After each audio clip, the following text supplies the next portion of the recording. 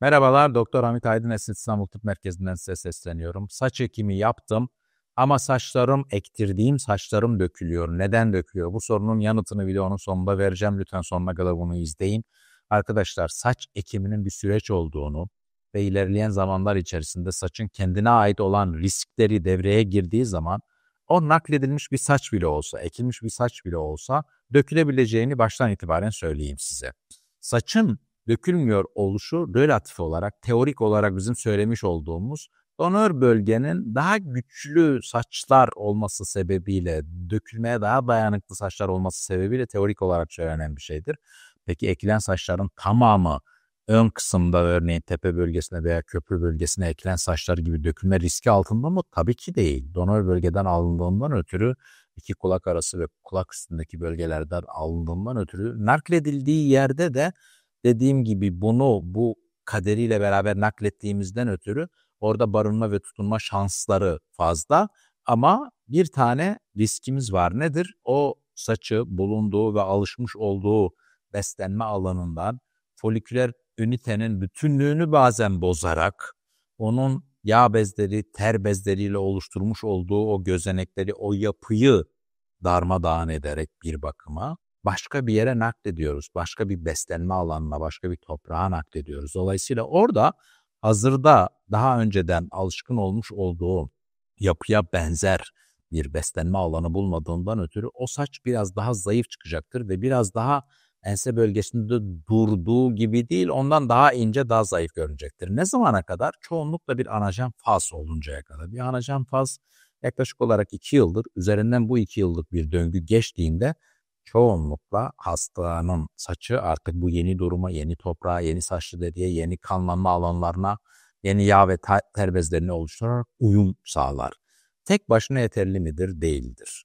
Peki saçlarım dökülüyor, ektiğim saçlar dökülüyor. Bunu engellemek için ne yapmalıyım? Bana kalırsa bu sorunun en kıymetli tarafı bu. Evet, saç ekimi yaptırdım.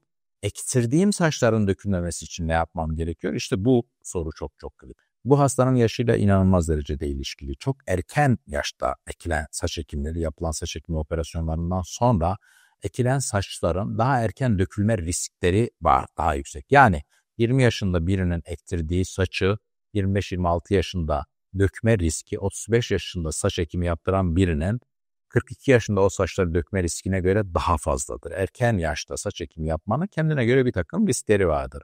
Ama önlenemez mi? Ama engellenemez mi? Yani bu bir kader mi?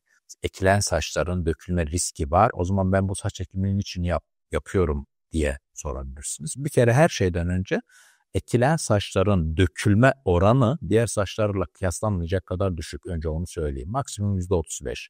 Yani isteseniz istemeseniz de %65'i hemen hemen saçla ilgili 60-65 yaşına gelinceye kadarki süre içerisinde saç deride kalır. Biz o kalan %35'lik kısmıyla ilgileniyoruz. İşte videonun sonlarına doğru en çok vurgulamak istediğim kısım oydu. Matematiksel olarak bu %35'lik kısmın dökülmesini engellemek ve orada daha iyi tutulmasını sağlamak için yapılabilecek olan bazı şeyler var.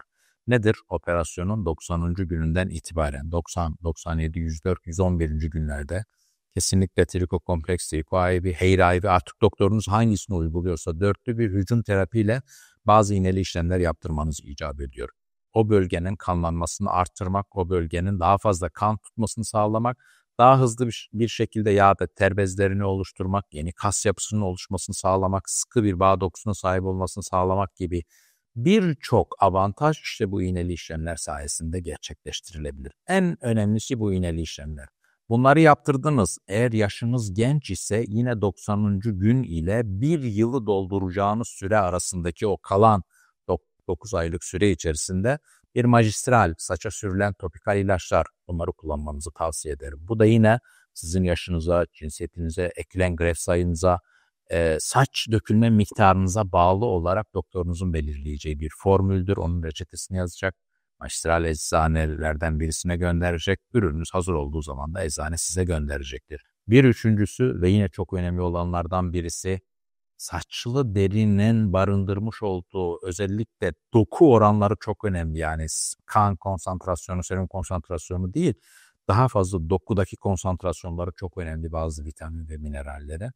Bunların kan tahliliyle tespit edilmesi, ortaya konması, düşük olanlar varsa bir supplementasyon ile yerine konması, seviyelerinin yükseltilmesi, hatta bazı yüksek çıkan değerler sebebiyle bazı, örneğin özellikle feritinde bazı yüksek değerlerin aşağı çekilmesi bile gerekebilir. Yani yükseğin aşağı çekilmesi, eksik olanın yukarı doğru sürüklenmesi, götürülmesi için doktorunuz size bazı ilaçlar tavsiye edebilir. Magnezyum önerebilir, B12 önerebilir, folik asit, selenyum, çinko, demir artık tahlillerinizin sonucuna göre doktorunuzun size yazacağı reçete bu eksiği yerine koymak açısından son derece önemli.